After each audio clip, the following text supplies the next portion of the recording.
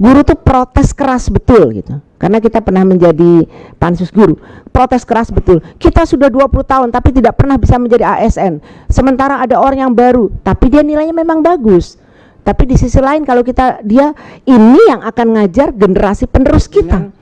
Nasib mereka termasuk honorer guru dan honorer tenaga kesehatan, Pak. Di masa konflik nasib mereka itu sangat memprihatinkan, menjadi korban, bahkan ketika ada operasi masuk ke desa mereka menjadi dipukuli dan sebagainya. Nah sekarang mereka sudah mengabdi lebih dari 20 tahun tapi statusnya tidak jelas. Kami sudah punya timeline Bapak sekalian untuk penyelesaian ini.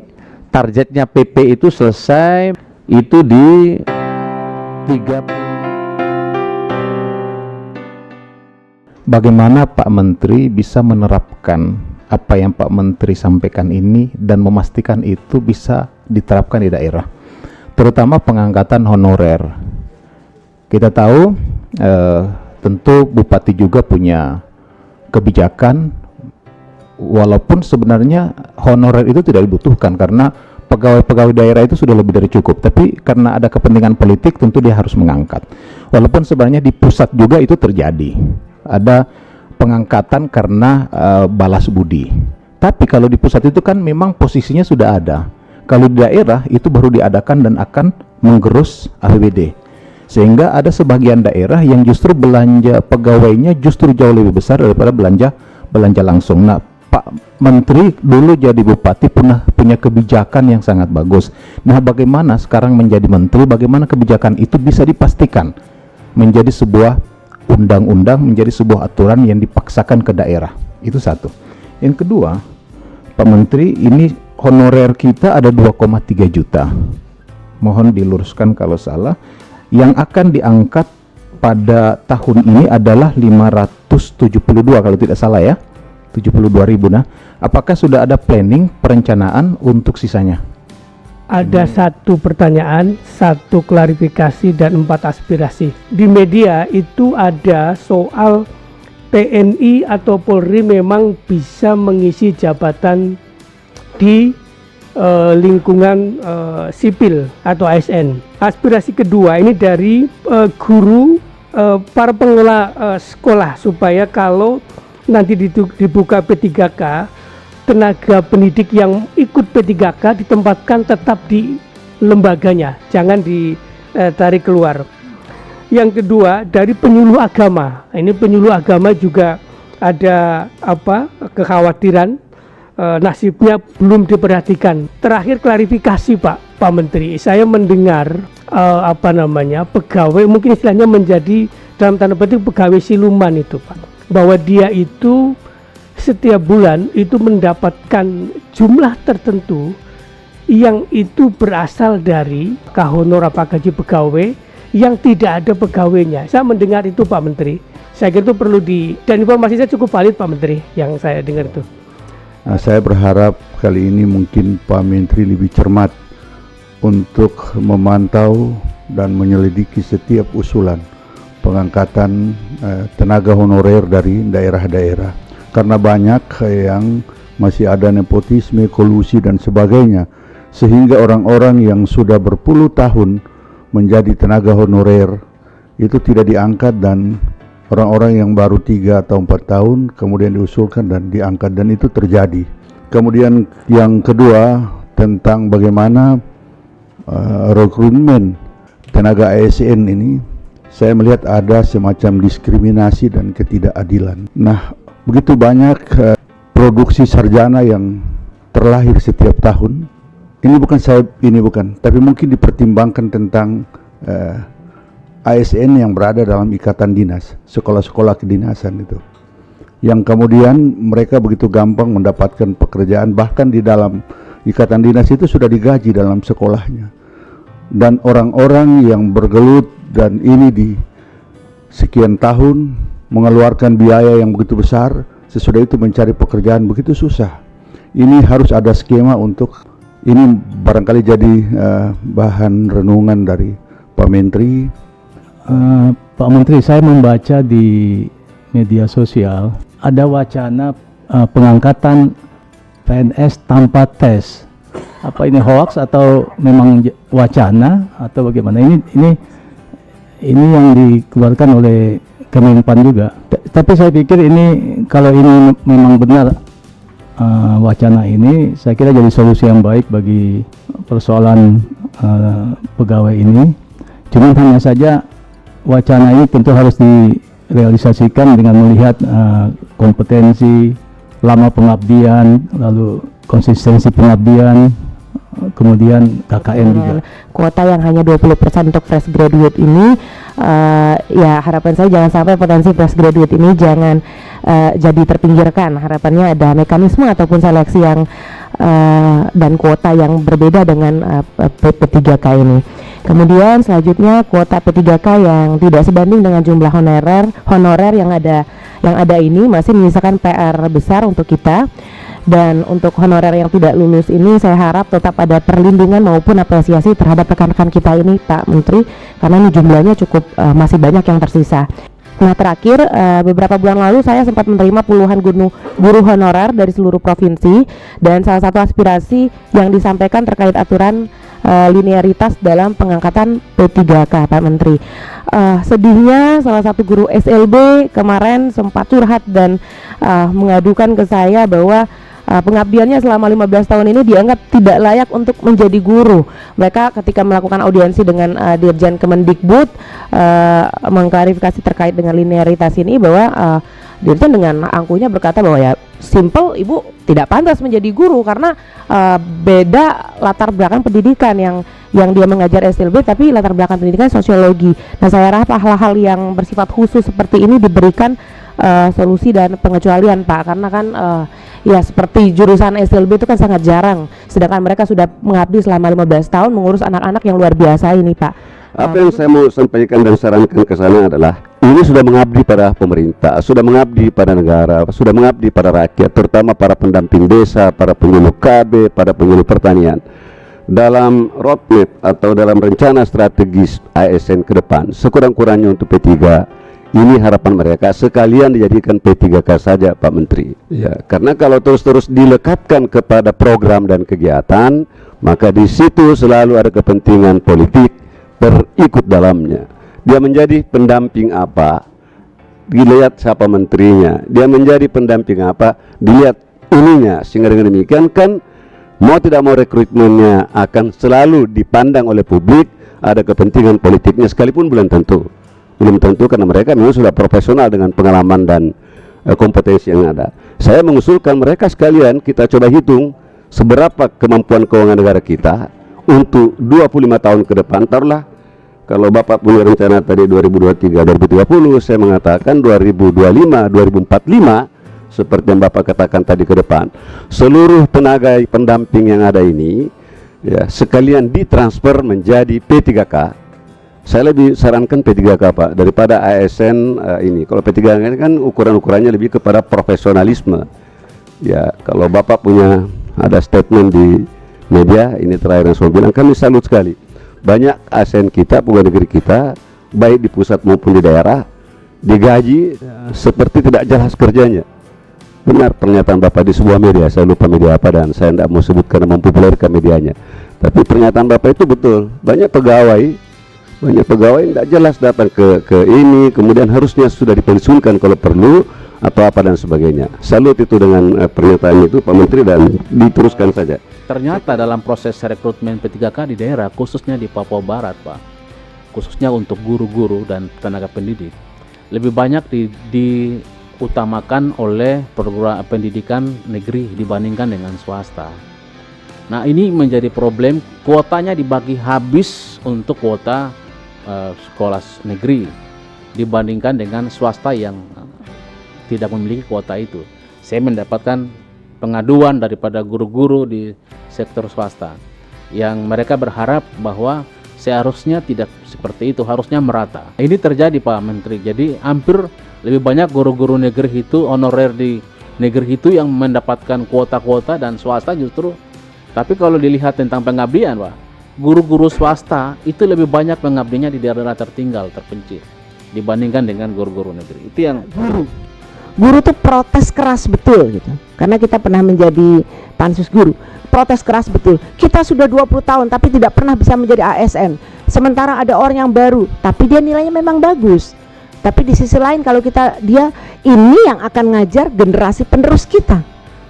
Bayangkan kalau guru yang sudah tidak like lagi mengajar harus menjadi guru ASN. Ini kan juga jadi dilematis buat kita sebagai pembijak publik. Nah, ini yang mesti kita pikirkan betul. Karena itu saya membaca bahwa Mas Menteri ini punya 3 program reformasi birokrasi setelah mendapat arahan dari Pak Gubernur. Yang pertama, reformasi bagaimana betul-betul masalah kemiskinan. Ini penting terkait mendorong tumbuhnya investasi. Ini mesti ada katanya kaitannya atau impactnya tadi. Kemudian yang ketiga adalah bagaimana digitalisasi birokrasi. Digitalisasi birokrasi ini bicaranya bukan hanya sekedar digitalisasi birokrasi artinya IT saja, tapi secara struktur, secara kultural dan secara kompetensi. Ini penting sekali menurut saya. Karena itu apa langkah yang mesti dilakukan oleh Mas Menteri adalah bagaimana kita segera menyamakan secara cepat menyamakan daerah-daerah yang tadi 3T tadi supaya paling tidak ada keberimbangan. Nah, karena itulah saya merasa bahwa ini penting sekali. Apalagi saat ini ada ketakutan dari ASN kalau dipindahkan di IKN. Contohnya DPD RI saja sudah menyiapkan sekitar 80 orang ya. 80 orang untuk disiapkan langsung tahun 2024 dipindahkan ke IKN. Resah ini teman-teman DPD RI yang saat ini di Jakarta. Nah, ini bagaimana kita mengantisipasi keresahan ini bukan saja di DPD tetapi juga di semua Pemprov yang akan pindah ke IKN sana. Semua kementerian, maaf. Mohon perhatiannya, apabila semua tenaga daerah sudah menjadi ASN, baik PPK maupun PNS, maka penghasilannya akan masuk dalam kategori belanja pegawai. Sementara jumlah non ASN ini cukup banyak, tidak hanya dokter tapi juga para medis. Sedangkan di sisi lain ada aturan belanja pegawai tidak boleh melebihi 30% yang tadi, Pak. Saya sudah menangkap itu. Karena itulah katanya ada pertanyaan berikutnya, Undang-Undang 20 2003 sebagai pengganti Undang-Undang 5 2014, kapan dong PP-nya diterbitkan? Nah, tadi Bapak bilang kan saya sudah bisa jawab, Pak, April 2024 insya Allah. Karena perubahan ini cukup signifikan nih sehingga perlu ada juklak. Nanti dari juklakan ke perda, Pak, perda ke gubernur, SK gubernur. Nah, ini yang barangkali saya perlu sekali jawaban ini supaya saya pegang amanah, Pak, dipercaya sebagai dapil. Ini terkait dengan honorer dan tenaga kontrak yang ada di Aceh ya. Itu ada 3 hal. Yang pertama ada 791 Satpol PP dan WH ya. Yang hari ini nasib tenaga kontraknya masih belum jelas ya. Kemudian juga ada honorer guru itu di pedalaman karena ini Aceh termasuk honorer tenaga kesehatan. Saya ingin katakan bahwa Aceh hari ini daerah yang baru saja mengalami perdamaian 18 tahun. Tapi sampai saat ini mereka statusnya belum jelas. Aceh sudah damai tapi posisi mereka ini masih belum jelas nih Pak Menteri. Sementara saya ingin sampaikan bahwa mereka-mereka ini mohon maaf ya, ada anak kombatan, ada korban konflik, ada yang merupakan mereka-mereka yang di masa konflik berada di dalam kemiskinan ya. Ini merupakan perhatian afirmasi yang harus kita lakukan negara kepada mereka. 18 tahun perdamaian Aceh mereka tidak dapat apa-apa, tapi yang ada mereka lakukan adalah pengabdian, baik itu di Satpol PP ya. Itu rata-rata mantan kombatan, Pak, banyak yang di Satpol PP ya. Itu mereka masa konflik pegang senjata. Ketika proses reintegrasi, kita nggak mungkin bawa mereka itu kepada jabatan-jabatan yang memegang pulpen dan sebagainya. Yang bisa mereka lakukan adalah dalam bentuk pertahanan, keamanan dan sebagainya. Masuk TNI mereka tidak bisa, masuk polisi tidak bisa. Akhirnya pemerintah Aceh mengakomodir dengan memberikan kesempatan mereka di Satpol PP, ya, dan menjadi WH. Di sana di Aceh itu gabung Satpol PP dan WH. Nah, ini merupakan perhatian pemerintah daerah. Tapi tentunya negara harus hadir untuk merespon mereka ini dengan status mereka ini seperti apa di masa yang akan datang. Ya, di sini juga ada Ibu Sesmen dan juga ada Pak Deputi untuk bisa menjadi perhatian. Karena apa? Karena ini menyangkut dengan nasib mereka, termasuk honorer guru dan honorer tenaga kesehatan, Pak. Di masa konflik nasib mereka itu sangat memprihatinkan. Menjadi korban, bahkan ketika ada operasi masuk ke desa mereka menjadi dipukuli dan sebagainya. Nah, sekarang mereka sudah mengabdi lebih dari 20 tahun tapi statusnya tidak jelas. Oleh karena itu saya berharap kepada Pak Menteri, saya tahu betul ya, Pak Menteri ini think out of the box ya. Melakukan kebijakan walaupun platform ya dan blueprint dari kementerian ini sangat luar biasa, tapi banyak kebijakan politik yang beliau lakukan. Oleh karena itu saya pikir ya, Aceh butuh afirmasi Pak di sini. Afirmasi kebijakan yang benar-benar menjadikan kado pemerintah pusat di masa pemerintahan Pak Jokowi terakhir itu kepada mereka-mereka ya. Nah di sini juga ada teman saya, sahabat minum kopi ini, Pak Edi ini, yang anak buahnya Bapak ini dari Aceh juga. Ini beliau tahu betul bagaimana kondisi di sana karena beliau terlibat awalnya. Jadi saya pikir ini merupakan aspirasi yang disampaikan oleh teman-teman di Aceh, dan saya harap juga Pak Menteri bisa melakukan tindakan afirmasi secara cepat, dan bukan hanya Satpol PP yang ada di Aceh, tapi ini sudah terkumpul Forum Komunikasi Bantuan Polisi Pamong Praja Nusantara, FKB P3N ya Bu ya. Dulu Pak Ibu Silvi pernah menjadi Kepala Satpol PP DKI. Ternyata banyak juga yang belum menjadi tenaga P3K. Saya pikir ini harus di P3K semua. Kebijakan kita cari solusi karena ini merupakan bagian dari kebijakan pusat. Ada Jadi banyak sekali masukan, saran yang luar biasa. Kami catat dengan baik. Inilah perkembangan non ASN yang Bapak tanyakan tadi, Bapak sekalian. Berdasarkan instansi, data non ASN ini di pusat dari 66 instansi dan di daerah 529, totalnya 595. Berdasarkan surat pertanggungjawaban mutlak itu 325.517 untuk pusat dan daerah 2.029.575. Kemarin saya ditanya oleh Komisi 2, kenapa harus ada SPTJM? Bagaimana mungkin nanti kita mempertanggungjawabkan jika tidak ada surat pertanggungjawaban mutlak dari daerah terkait dengan formasi itu? Sudah ada SPTJM saja, kami minta diaudit oleh BPKP, masih ditemukan data yang kurang benar dan sebagian data tidak benar. Tapi itu sampling. Kami sedang akan minta BPKP untuk melakukan ini telaahan terkait dengan syarat-syarat sesuai dengan ketentuan. Kami tidak mungkin menunggu diperiksa semua benar atau tidaknya baru proses ini jalan, karena itu akan menghambat.